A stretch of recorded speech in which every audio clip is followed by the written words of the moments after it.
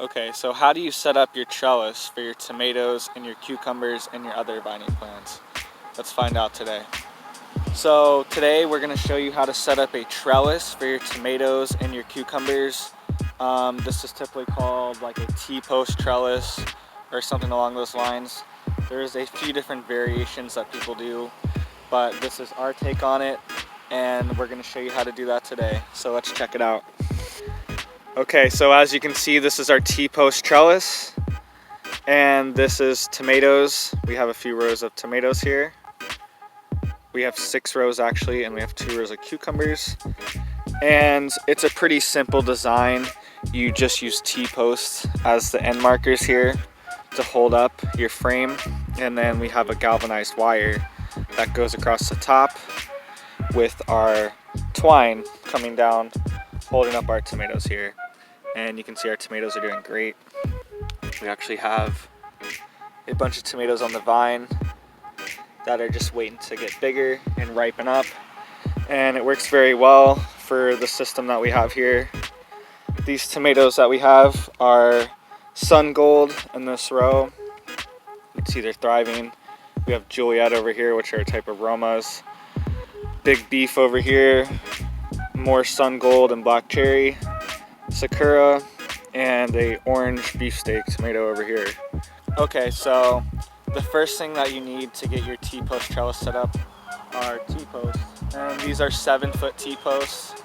These work pretty well for us right now. You could always do 8-foot, but it seems like with the 8-foot they start to fall over a little bit and they might need a little bit more support. So maybe 2 8-foot, or if you have the spacing a little bit closer together. So you need T-posts, you need a T-post driver, and this lets you drive in your T-post. You need some kind of twine and scissors so you can trellis up your tomato plants or your cucumbers or whatever else you're vining. You need galvanized wire, and this is cheap. You can buy this anywhere. This is going to act as the main line for our trellis to run all the other lines off of, and you're going to need some kind of wire cutters to cut that wire. And you might also need a stool with the 7-foot T-posts. They're pretty tall to get the driver on top of it and bang it in, so I stand on a stool to actually drive them in and get them into the ground. So once you have your spacing lined up for your rows, you want to decide how far you want to have your T-posts apart. We do 20 feet apart for our T-posts. You could always do them closer. It doesn't matter how close you want to do them, but 20 feet is probably the maximum that you can get away with. And once they're in the ground and they're driven into the ground, so the T-post mark is actually under the ground here, then you know they're in the ground stable and steady, and you're ready to run your line across the top. So let's show you how to run your line. Okay, so you want to get your galvanized steel wire here, and it's almost like a slinky the way it's wrapped up, so you want to kind of keep it the way that it is because it can easily get tangled up and it can create kinks in it, which is not good. You want to keep it as straight as possible, and you want to give yourself a lot of slack here on the end, and you're gonna tie it to the top of your T-post here. So you're gonna tie it around the corners. You can see I already got it kind of started here, and then you want to keep it tight and tie it around the corners and around the top of the T-post, if that makes sense. Alright, now that you have your wire tied to the top of your T-post, you're going to take your slinky end of your wire and you're going to extend it out and pull it to the other side over here and try to straighten it out as you go, but not too tight because you don't want to make any kinks into it. So let me show you how to do that. Okay, so you want to have your wire kind of like this, so it's not completely tight, but it still has a little bit of slack in it and still has a little bit of curl into it. And then you're going to cut it like this, and then we're going to go back down to the end and we're going to straighten it back out from there so we don't get any kinks in it. So let me show you.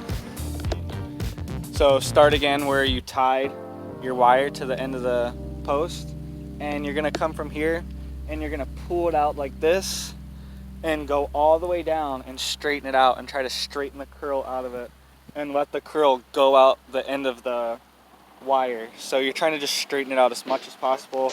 You might have to do this 2 or 3 times, and you really just run it through your hands and try to straighten it out without getting any kinks in it. Okay, so once you have your wires straightened out, you want to pull it tight on the end of your other T-post that isn't tied up already, and you want to make sure that you leave yourself some slack here so you can actually wrap it around the top of it. And you're going to pull it as tight as you can.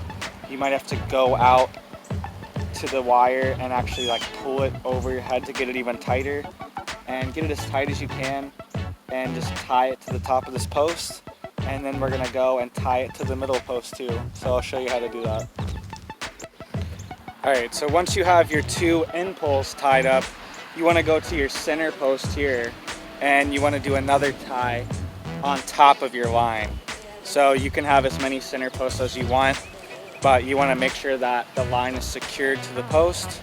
So what we do is we just cut about a couple foot of wire, and we just tie the main line to the top of the post here.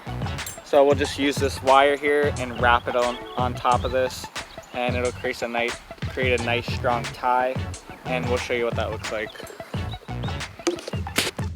Alright, now that you got your main line set up, you got your T-post set up, you got your line secured, you're now ready to trellis up your tomatoes.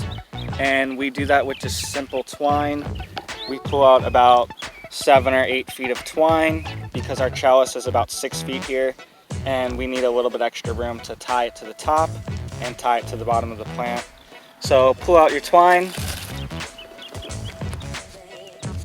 So now we want to tie our twine to the base of our tomato plant.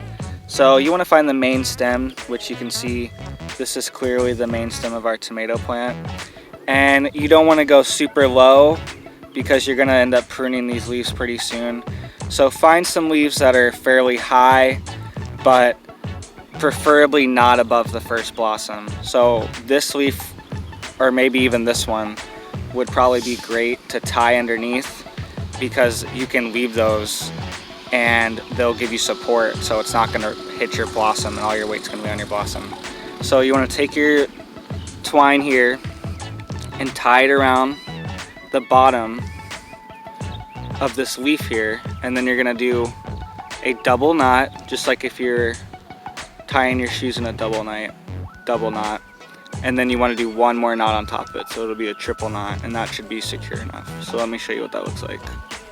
So once you have your triple knot here, you want to use this loop and this knot to run along the tomato plant to pick the tomato plant up, and then we're going to use our twine and pull it over the top main line here.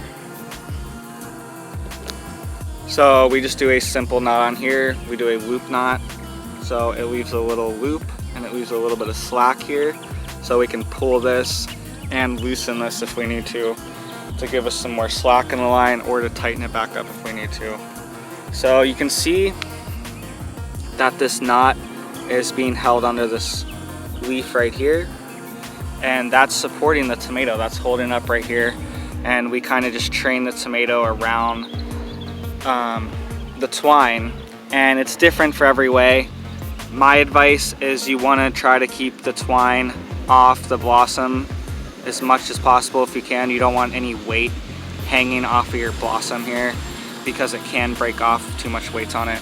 Try to leave the weight onto the leaves and the stem. That's your best bet here, so you don't break anything off, because you are trying to grow tomatoes, you're not trying to grow leaves and stems. So now you just need to go down your row here and do everyone one by one. I have it set up on my little stool here, and we have about 40 of these in a row, and you just go by one, get them all set up, and then your end product is over here. Alright, so once you go through your whole row and you get all your tomatoes set up, then you're good to go. The only thing you have to do is maintain them. You want to prune them. I'll make another video on that, on how to prune your tomatoes and how to keep them going up your vine. But you want to just keep them going up the twine and keep them relatively pruned so they don't start overtaking the pathways and don't start overtaking each other. So if you guys like this video and you want some more, be sure to check out my other videos. I'm going to come out with a new video every week, and we're going to talk about farming topics. So make sure you like, comment, and subscribe, and let me know what you think. Thanks, guys.